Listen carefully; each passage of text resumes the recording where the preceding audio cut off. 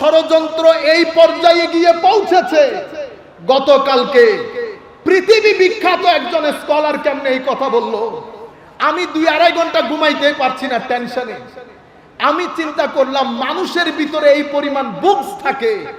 উনি বলছেন হাদিসুস সাকালাইন, যেটা গদিরে খুমের মধ্যে নবী দিয়েছেন, সেটার মধ্যে শুধু আজওয়াজে মুস্তাফা শামিল, আলে রাসূলের অন্য সদস্যরা সেটাতে বলে অন্তর্ভুক্ত ছিল না। হায় হায় উম্মত, নাউজুবিল্লাহ বলতেও ঘৃণা হয়েছে। এত বড় একজন স্কলার, তার জবান দিয়ে কেমনে বের হলো এই কথা? রুয়ে জমিনের মধ্যে যতগুলো আমি এই কথা বলার পরে আমার কাছে এই মোবাইলের মধ্যে মিনিমাম 10-15টা তাফসীরের কিতাব আছে। আমি প্রত্যেকটা তাফসীর পড়েছি শুধু দেখার জন্য কেউ এই কথার উপর জোর দিয়েছে কিনা। কোন মুফাসসির রিওয়ায়াতগুলো এনেছে আর ইমামে রাজি তো সমুদ্র বইয়ে দিয়েছে। ইমাম রাজি বলেছে ইন্নামা ইউরিদুল্লাহু লিইয়ুযহিবা আনকুমুর রিজসা আহলাল বাইত ওয়া ইউতাহহিরাকুম তাতহীরা। এই আয়াত থেকে খারেজিরা শুধুমাত্র আজওয়াজে রাসূলকে বলে, এখানে শুধু আজওয়াজে রাসূলের কথা বলা হয়েছে, মানে আমার নবীর স্ত্রীগণের কথা বলা হয়েছে। এখানে হাসান হুসাইন, হযরত আলী, ফাতেমা এখানে অন্তর্ভুক্ত। তো হযরতে ইমাম রাজি বলছেন এরা খারেজি। আরেক দল শিয়া, এরা এখান থেকে শুধু আলে রাসূল মুরাদ নেয়, আজওয়াজ বাদ দিয়ে দিয়েছে। হযরত ইমাম রাজি বলছেন এদেরকে বলা হয় শিয়া। আহলুস সুন্নাতে ওয়াল জামা কারা? আহলুস সুন্নাহ ওয়াল জামা বলেন এখানে আজওয়াজও শামিল, আমার নবীর আলে বাইতের সবাই শামিল। বিশেষ করে হাদিসে পাকের মধ্যে আমার নবী যেই 4 জন সত্তাকে চাদরের মধ্যে ঢেকে নিয়েছেন তারা বিশেষভাবে অন্তর্ভুক্ত। এটাকে ডিসক্রিমিনেশনারি ল বলে, বিশেষভাবে অন্তর্ভুক্ত আমার নবীর মাধ্যমে। আর আয়াত সেটাকে স্পষ্ট করে দিয়েছে। আমার সামনাসামনি হলে বলার সুযোগ থাকতো, যদি শুধু আজওয়াজে রাসূল হয়। আমরাও জানি, পৃথিবীবাসী জানেন, এই আয়াতগুলো ধারাবাহিকভাবে আমার নবীর স্ত্রীগণের জন্যই নাজিল হয়েছে। কিন্তু প্রত্যেক আয়াতের মধ্যে ইয়া আইয়ুহান নবী, ইয়া আইয়ুহান নবী,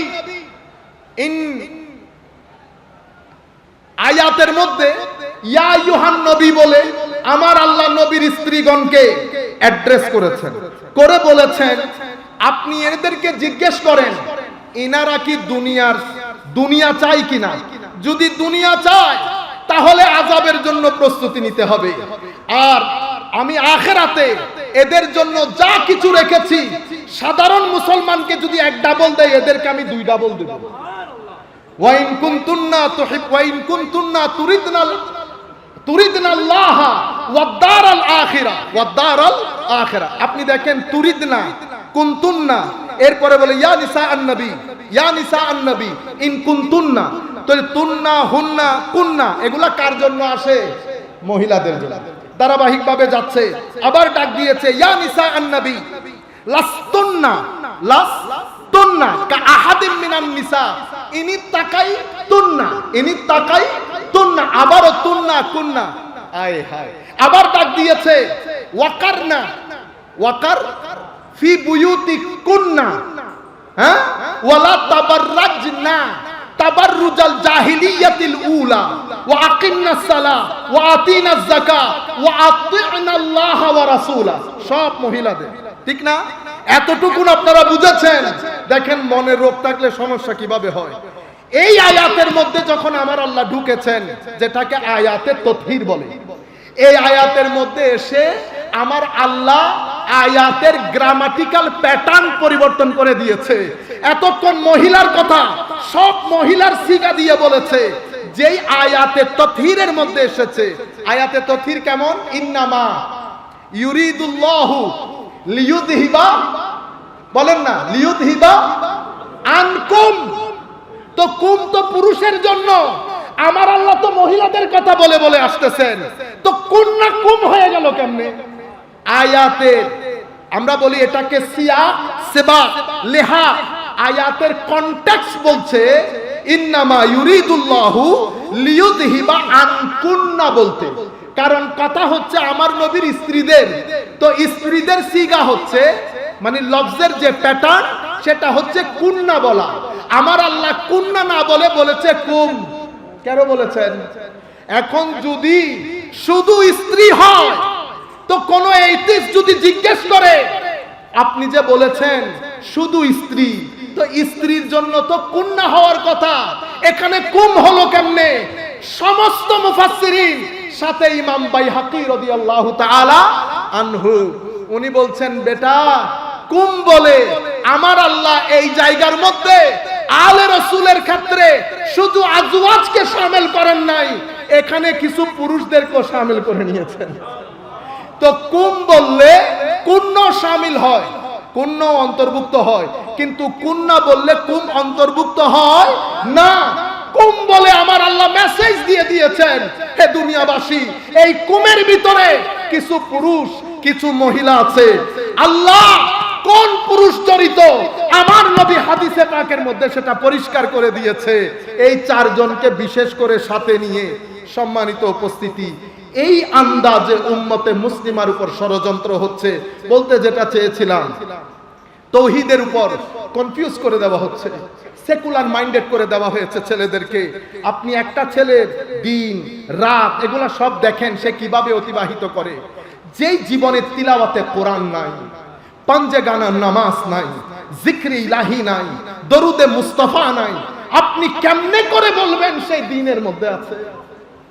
আপনি তাহাজ্জুদ পড়েন ফাবিহা, সুন্দর কথা, কিন্তু আমার সন্তান তাহাজ্জুদ দূরের কথা, পাঞ্জে গানা দূরের কথা, জুমার দিন একটার সময় গিয়ে 3টা সিজদা দিয়ে চলে এসেছে। এটা যদি এই প্রজন্মের অবস্থা হয়, 100 বছর পরে যেই প্রজন্ম আসবে তার অবস্থা কোথায় গিয়ে দাঁড়াবে? সুতরাং আমরা যারা দাওয়াতি কাজ করি, আমি বিনয়ের সাথে বলবো পড়েন, অতঃপর পড়েন, অতঃপর পড়েন, ফিলোসফি পড়েন, দর্শন পড়েন, ছেলেদের মাইন্ডসেট বোঝার চেষ্টা করেন, সাইকোলজি পড়েন। আমি গতকালকেও বলেছি অর্থনীতিবিদদের দৃষ্টিতে এই সময়টাকে বলে এইজ অফ প্রোডাক্টিভিটি, যেখানে মনোবিজ্ঞানীরা বলছেন এটা হচ্ছে age of anxiety, age of anxiety. অথচ আমরা যেই জগতে বসবাস করছি, হুজুর কি যোগাযোগ, এখানে কিছু হয়ে গেলে 2 মিনিটে আমেরিকায় খবর চলে যায়, এটাকে হাইপার কানেক্টিভিটি বলে।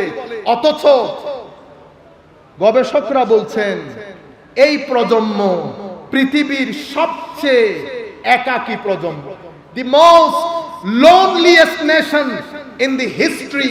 এখন আমরা তাদেরকে রক্ষা করব, কিভাবে রক্ষা করব সেই কথাগুলো আপনাদেরকে কিছুক্ষণের মধ্যে বলে শেষ করে দিচ্ছি।